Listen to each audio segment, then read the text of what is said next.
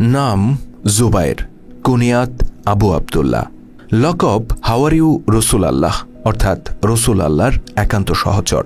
পিতার নাম আওয়াম, মাতা সাফিয়া বিনতে আব্দুল মুত্তালিব। মা সাফিয়া রাদিয়াল্লাহু তাআলা আনহা ছিলেন রসুল আল্লাহ সাল্লাল্লাহু আলাইহি সাল্লামের আপন ফুফু। সেই হিসেবে জুবায়ের ছিলেন রসুলের ফুফাতো ভাই। অন্যদিকে জুবায়ের ছিলেন উম্মুল মুমিনিন হযরত খাদিজা রাদিয়াল্লাহু তাআলা আনহার ভাতিজা।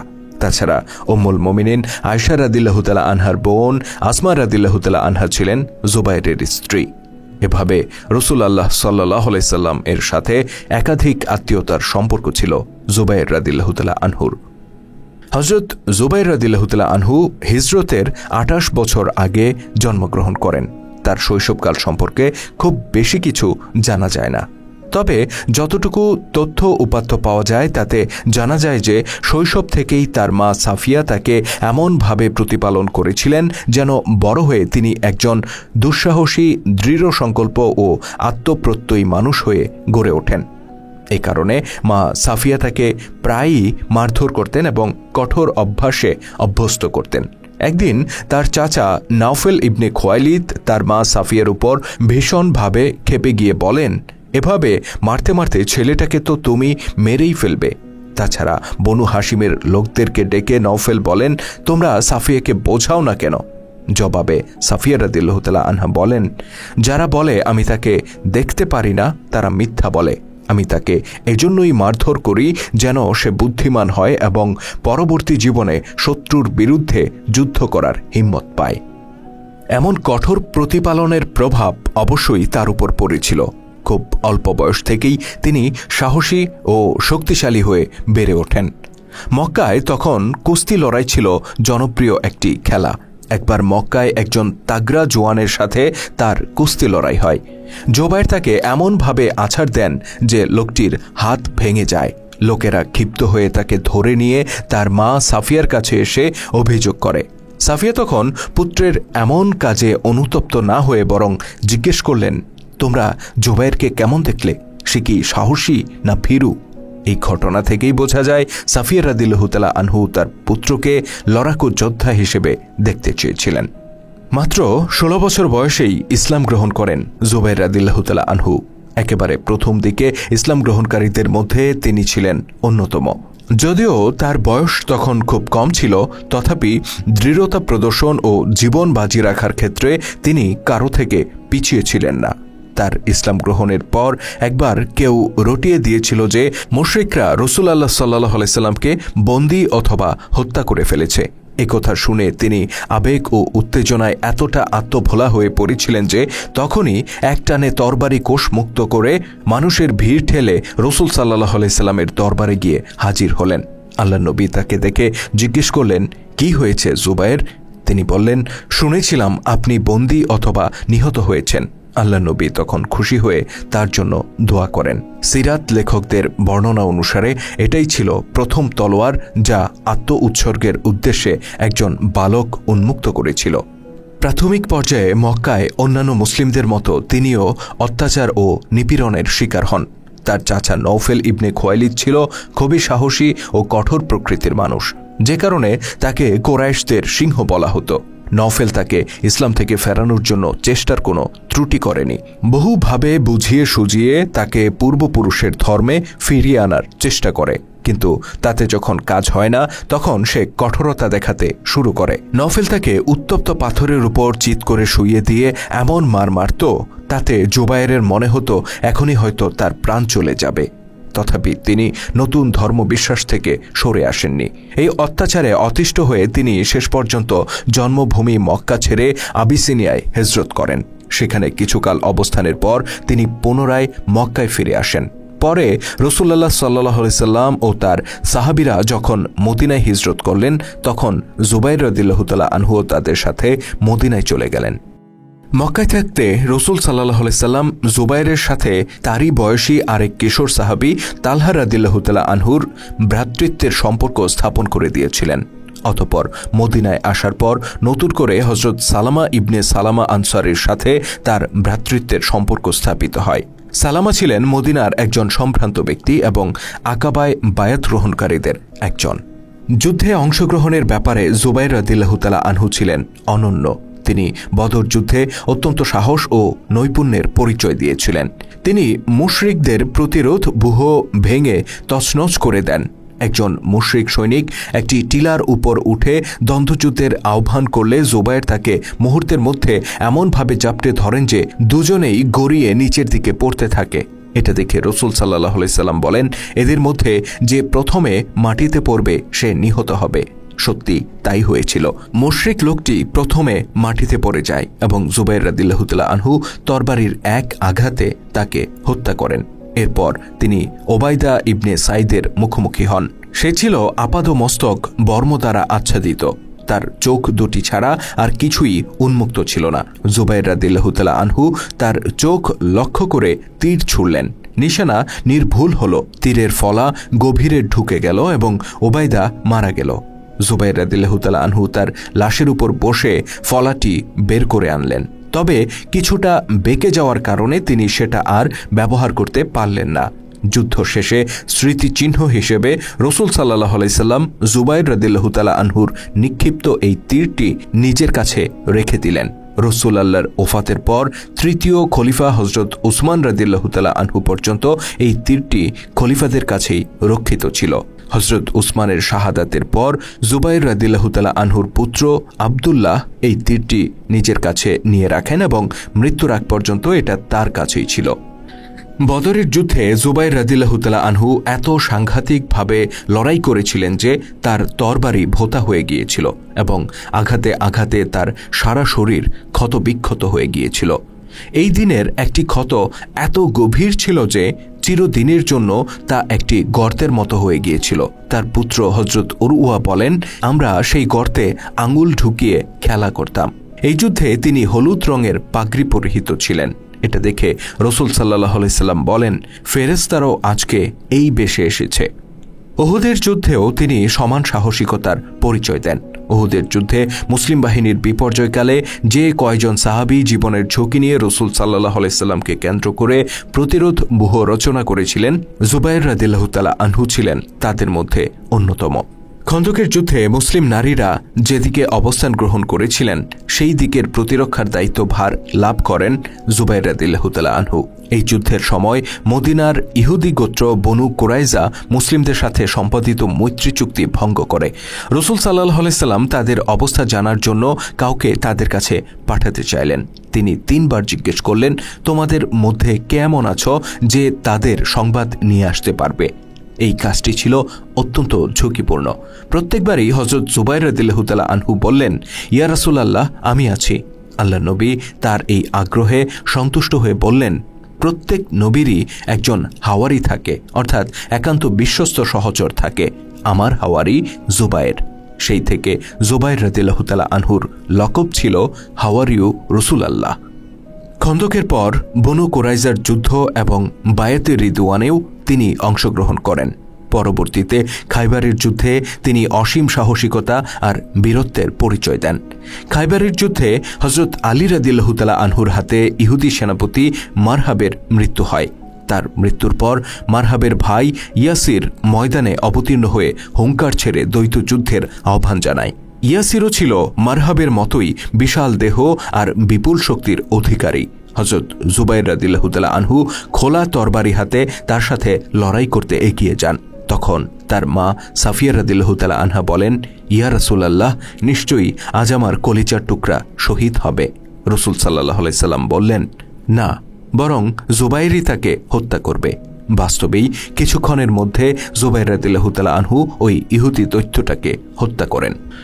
মক্কা বিজয়ের দিন রাসূল সাল্লাল্লাহু আলাইহি সাল্লাম মুসলিম সেনাবাহিনীকে কয়েকটি দলে বিভক্ত করেন। সর্বশেষ ও ক্ষুদ্রতম দলটিতে ছিলেন রাসূল সাল্লাল্লাহু আলাইহি সাল্লাম নিজে, আর এই দলটির পতাকাবাহী ছিলেন জুবাইর রাদিয়াল্লাহু তাআলা আনহু। রাসূল সাল্লাল্লাহু আলাইহি সাল্লাম মক্কায় প্রবেশ করলেন। চারদিকে শান্তি ও শৃঙ্খলা ফিরে এলে হযরত মিকদাদ ও জুবাইর রাদিয়াল্লাহু তাআলা আনহু নিজ নিজ ঘোড়ায় সওয়ার হয়ে রাসূল সাল্লাল্লাহু আলাইহি সাল্লামের কাছে উপস্থিত হলেন। আল্লাহ নবী উঠে দাঁড়িয়ে নিজ হাতে তাদের উভয়ের মুখমণ্ডলের ধুলোবালি পরিষ্কার করে দিলেন। হুনাইন যুদ্ধের সময় হযরত জুবাইর রাদিয়াল্লাহু তাআলা আনহু কাফিরদের একটি গোপন ঘাঁটির কাছে পৌঁছলে তারা তাকে অতর্কিত আক্রমণ করে। অত্যন্ত সাহসের সাথে অল্প সময়ের মধ্যে তিনি ঘাঁটিটি সাফ করে ফেলেন। তায়েফ ও তাবুকের যুদ্ধেও তিনি অংশগ্রহণ করেন। 10ম হিজরিতে বিদায় হজেও তিনি আল্লাহ নবীর সফরসঙ্গী ছিলেন। এক কথায় রাসূল সাল্লাল্লাহু আলাইহি সাল্লামের সময়কালে প্রতিটি যুদ্ধ ও বৃহৎ সামরিক অভিযানগুলোতে তিনি অংশ নিয়েছিলেন। দ্বিতীয় খলিফা হযরত ওমর রাদিয়াল্লাহু তাআলা আনহুর খেলাফতকালে সিরিয়ার ইয়ারমুক প্রান্তরে বিশাল রোমান বাহিনীর সাথে মুসলিম বাহিনীর ভয়াবহ যুদ্ধ সংঘটিত হয়। এটা ছিল সিরিয়ার ভাগ্য নির্ধারণকারী যুদ্ধ। হযরত জুবাইর রাদিয়াল্লাহু তাআলা আনহু এই যুদ্ধে অংশগ্রহণ করেন।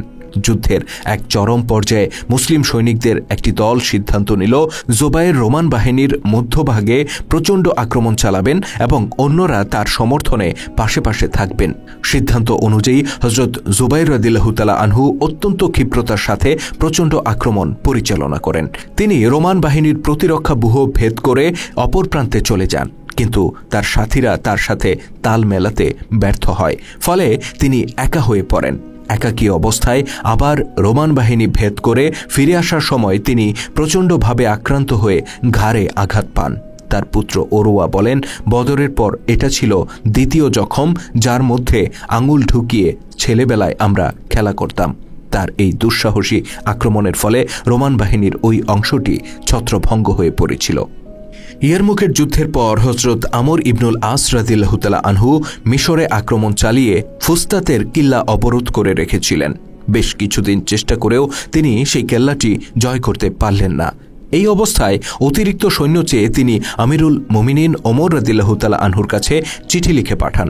খলিফা তখন তাকে সাহায্য করার জন্য 10,000 সিপাহী ও 4,000 অফিসার পাঠান। সাথে তিনি একটি চিঠিতে লেখেন, এসব অফিসারের এক একজন 1,000 অশ্বারোহীর সমান।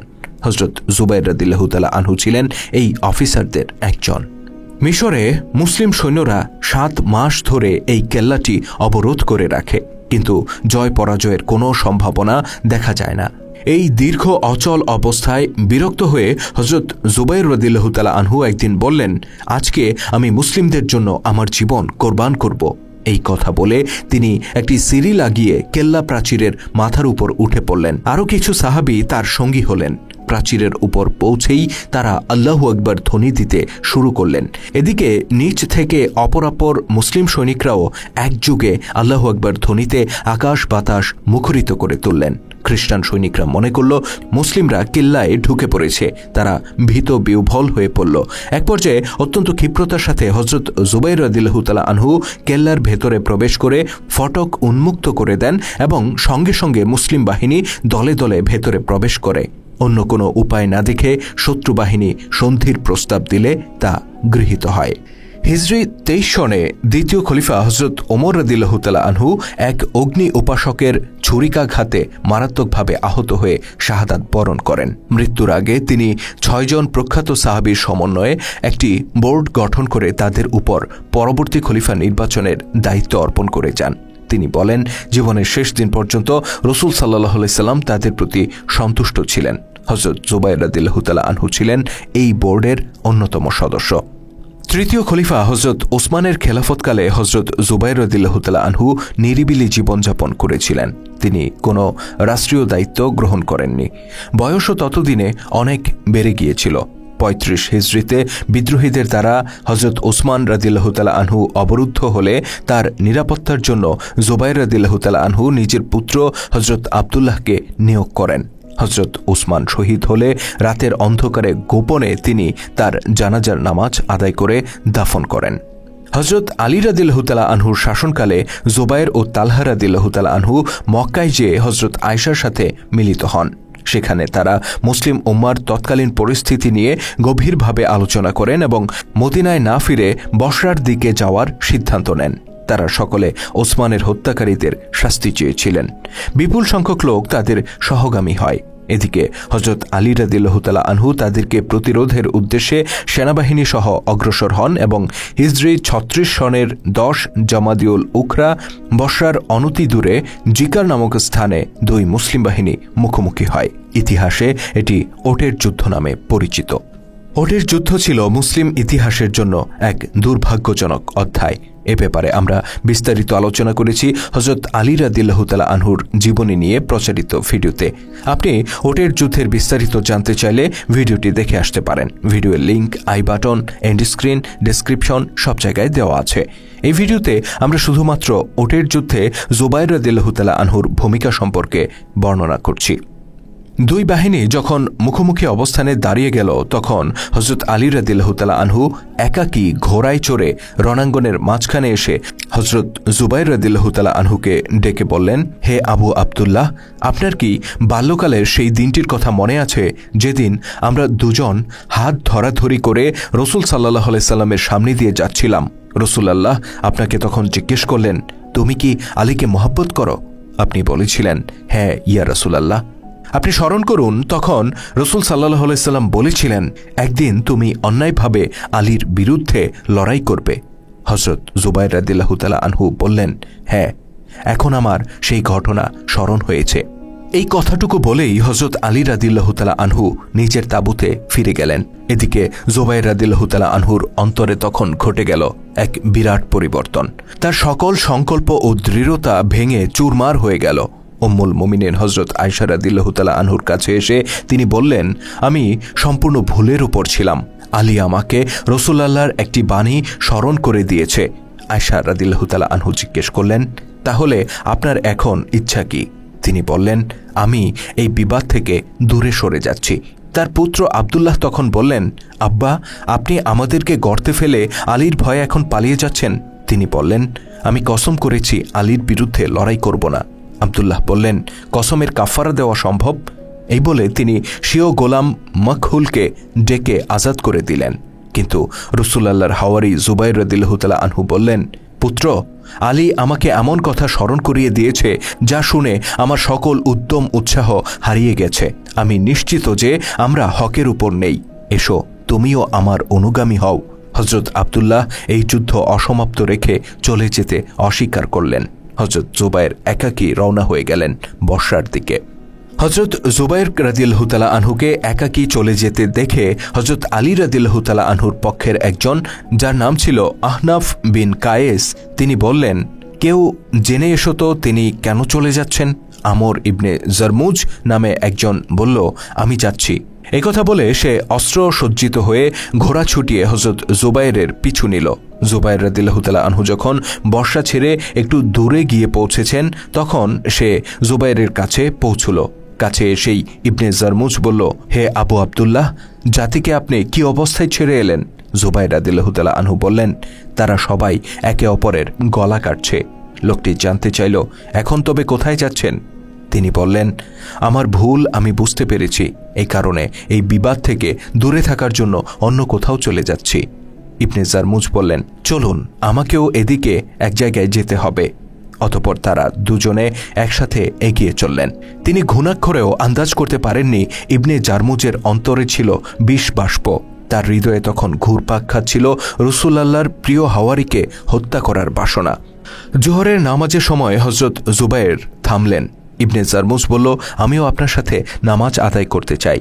দুজনে দাঁড়িয়ে গেলেন নামাজে। যেই না জুবাইর রাদিয়াল্লাহু তাআলা আনহু সিজদায় অবনত হলেন, তখনই বিশ্বাসঘাতক ইবনে জারমুজ তরবারির এক আঘাতে তার মাথা বিচ্ছিন্ন করে ফেলল।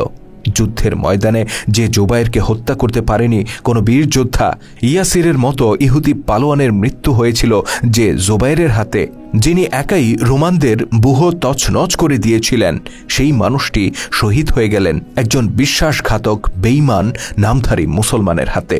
ইবনে জারমুজ হযরত জুবাইর রাদিয়াল্লাহু তাআলা আনহুর তরবারি, বর্ম ইত্যাদি সহ হযরত আলী রাদিয়াল্লাহু তাআলা আনহুর কাছে উপস্থিত হল।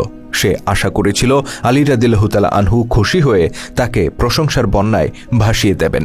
এমনটা আশা করে সে অত্যন্ত গর্বের সাথে তার কৃতিত্বের বর্ণনা দিল। কিন্তু আলী রাদিয়াল্লাহু তাআলা আনহু রাসূলুল্লাহর হাওয়ারির তলোয়ারখানির দিকে অনুশোচনার দৃষ্টিতে বেশ কিছুক্ষণ তাকিয়ে রইলেন। তার চোখ দুটি অশ্রুতে ভরে উঠল। তিনি বললেন, ইবনে সাফিয়া বহুবার রাসূলুল্লাহর সামনে থেকে মুসিবতের মেঘমালা অপসারণ করেছেন। ইবনে জারমুজকে উদ্দেশ্য করে তিনি বললেন, ওহে হতভাগা, শুনে রাখ, তোর জন্য অপেক্ষা করছে জাহান্নামের আগুন। শাহাদাতকালে জুবাইর রাদিয়াল্লাহু তাআলা আনহুর বয়স ছিল ৬৪ বছর। তাকে আস-সিবা উপত্যকায় সমাহিত করা হয়। হযরত জুবাইর রাদিয়াল্লাহু তাআলা আনহু ছিলেন অত্যন্ত মহান চরিত্রের অধিকারী। লড়াইয়ের ময়দানে তিনি ছিলেন বেপরোয়া, দুঃসাহসী, আর দৈনন্দিন জীবনে তিনি ছিলেন কোমল, উদার আর দানশীল। তাকওয়া, সত্যবাদিতা, উদারতায় পূর্ণ ছিল তার চরিত্র। অন্তরটা ছিল শিশুর মতো কোমল। হযরত জুবায়ের যদিও রাসূলুল্লাহর হাওয়ারি ও সার্বক্ষণিক সহচর ছিলেন, তথাপি আল্লাহ ভীতি ও সতর্কতার কারণে খুব কম সংখ্যক হাদিস তিনি বর্ণনা করেছেন। একদিন তার পুত্র আব্দুল্লাহ তাকে জিজ্ঞেস করলেন, আব্বা, অন্যদের মতো আপনিও বেশি বেশি হাদিস কেন বর্ণনা করেন না? তিনি বললেন, বেটা, অন্যদের থেকে রাসূল সাল্লাল্লাহু আলাইহি সাল্লামের সাহচর্য ও বন্ধুত্ব আমার কোনো অংশে কম ছিল না। যেদিন ইসলাম গ্রহণ করেছি সেদিন থেকে রাসূলুল্লাহর সংস্পর্শ হতে বিচ্ছিন্ন হয়নি। কিন্তু রাসূলুল্লাহ বলেছেন, যে ব্যক্তি ইচ্ছাকৃতভাবে আমার প্রতি মিথ্যা আরোপ করবে সে যেন জাহান্নামে তার আবাসস্থল নির্ধারণ করে নিল। এজন্য সতর্কতা হিসেবে আমি হাদিস বর্ণনা থেকে বিরত থাকি। ইসলামী সাম্যের প্রতি জুবাইর রাদিয়াল্লাহু তাআলা আনহু এত বেশি সতর্ক ছিলেন যে দুজন মুসলিম মৃতের মধ্যেও একজনকে সামান্য প্রাধান্য দানকে তিনি বৈধ মনে করেননি। উহুদের যুদ্ধে তার মামা হযরত হামজা রাদিয়াল্লাহু তাআলা আনহু শাহাদাত বরণ করেন। তার মা হযরত সাফিয়া রাদিয়াল্লাহু তাআলা আনহা ভাইয়ের কাফনের জন্য 2 প্রস্থ কাপড় নিয়ে আসেন, কিন্তু মামার পাশেই একজন আনসার সাহাবীর লাশ পড়েছিল। একটি লাশের জন্য 2টি কাপড় হবে আর অন্যটি থাকবে কাফনহীন, এই ব্যাপারটি তিনি মেনে নিতে পারেননি। উভয়ের মধ্যে ভাগ করার জন্য কাপড় দুটি মাপলেন। ঘটনাক্রমে কাপড় দুটি ছিল ছোট বড়।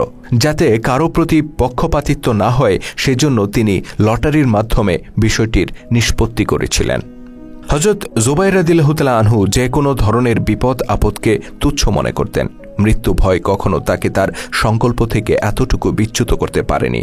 ইস্কান্দারিয়া অবরোধের সময় তিনি সিঁড়ি লাগিয়ে কেল্লার অভ্যন্তরে প্রবেশ করতে চাইলেন। তার সঙ্গীরা তখন বললেন, সাবধান, ভেতরে প্লেগের সংক্রমণ চলছে।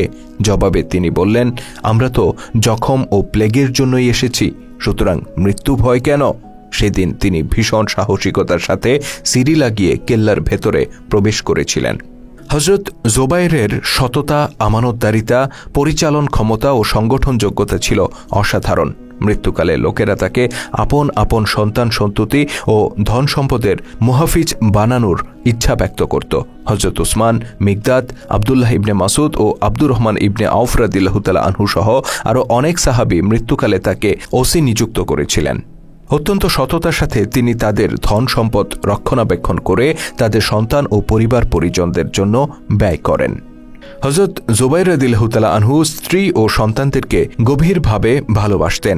বিশেষত পুত্র আব্দুল্লাহ ও তার সন্তানদেরকে তিনি অতিমাত্রায় স্নেহ করতেন। ইয়ারমুকের যুদ্ধে তিনি পুত্র আব্দুল্লাহকে সঙ্গে করে নিয়ে যান। পুত্রের বয়স তখন মাত্র 10 বছর। হযরত জুবাইর তাকে একটি ঘোড়ার উপর বসিয়ে একজন সিপাহীর তত্ত্বাবধানে দিয়ে দেন, যেন সে তাকে যুদ্ধের ভয়াবহ দৃশ্যগুলো দেখিয়ে বীরত্ব ও সাহসিকতার শিক্ষা দেয়। বদান্যতা, দানশীলতা ও আল্লাহ রাস্তায় খরচের ব্যাপারে জুবাইর রাদিয়াল্লাহু তাআলা আনহু অন্য কারো থেকে পিছিয়ে ছিলেন না। তার ছিল 1000 দাসদাসী। প্রতিদিন তিনি তাদেরকে ভাড়া খাটিয়ে মোটা অঙ্কের অর্থ লাভ করতেন, কিন্তু একটি পয়সাও তিনি নিজের বা পরিবারের জন্য ব্যয় করা সমীচীন মনে করতেন না। সব অর্থই তিনি গরিব মানুষ ও ইয়াতিমদের মাঝে বিলিয়ে দিতেন। অন্যদিকে ইসলামের শত্রুদের প্রতি তিনি ছিলেন অত্যন্ত কঠোর। আল্লাহর সত্য দিন প্রতিষ্ঠার সংগ্রামে দুশমনদের তীর বর্ষার অসংখ্য আঘাতে তিনি জর্জরিত হয়েছিলেন। আলী ইবনে খালিদ বলেন, আমাদের কাছে মুসেল থেকে একটি লোক এসেছিল। সে বর্ণনা করল, আমি একবার জুবাইর ইবনে আওয়ামের সফরসঙ্গী হয়েছিলাম। সফরের এক পর্যায়ে আমি তার দেহে এমন সব ক্ষতচিহ্ন দেখতে পেলাম যা আর কখনো কারো দেহে আমি দেখিনি। আলী ইবনে জায়েদ বলেন, জুবাইরকে দেখেছে এমন এক ব্যক্তি আমাকে বলেছে তার বুকে ঝর্ণার মতো দেখতে তীর বর্ষার অসংখ্য আঘাতের চিহ্ন ছিল। জুবাইর রাদিয়াল্লাহু তাআলা আনহু ছিলেন একজন আপাদমস্তক যোদ্ধা সাহাবী। পোশাক পরিচ্ছদের ব্যাপারে তিনি ছিলেন খুবই সাদামাটা, কিন্তু তার তরবারিটি ছিল অত্যন্ত জাঁকজমকপূর্ণ। তরবারির হাতলটি ছিল চমৎকার নকশা অঙ্কিত। তিনি ছিলেন রাসূলুল্লাহর হাওয়ারি, তার একান্ত সহচর। তার সবচেয়ে বড় পরিচয়, তিনি ছিলেন আশারায়ে মুবাশশারা অর্থাৎ জীবিত অবস্থায় জান্নাতের শুভ সংবাদপ্রাপ্ত 10 জন সাহাবীর একজন। আল্লাহ তাআলা ইহকালের ন্যায় পরকালেও তাকে রাসূলুল্লাহ সাল্লাল্লাহু আলাইহি সাল্লামের একজন একান্ত সহচর হিসেবে কবুল করুন, আমিন। ইসলামের গৌরবময় ইতিহাস নিয়ে নির্মিত ভিডিও চিত্র আমরা ধারাবাহিকভাবে তুলে ধরছি আমাদের চ্যানেলে। আপনি যদি নতুন হয়ে থাকেন তাহলে চ্যানেলটিতে সাবস্ক্রাইব করার অনুরোধ রইল। আর আজকের ভিডিওটি কেমন ছিল কমেন্ট করে জানাতে ভুলবেন না। যদি ভালো লেগে থাকে তাহলে অবশ্যই লাইক ও শেয়ার করে ছড়িয়ে দেওয়ার অনুরোধ রইল। আল্লাহ হাফেজ।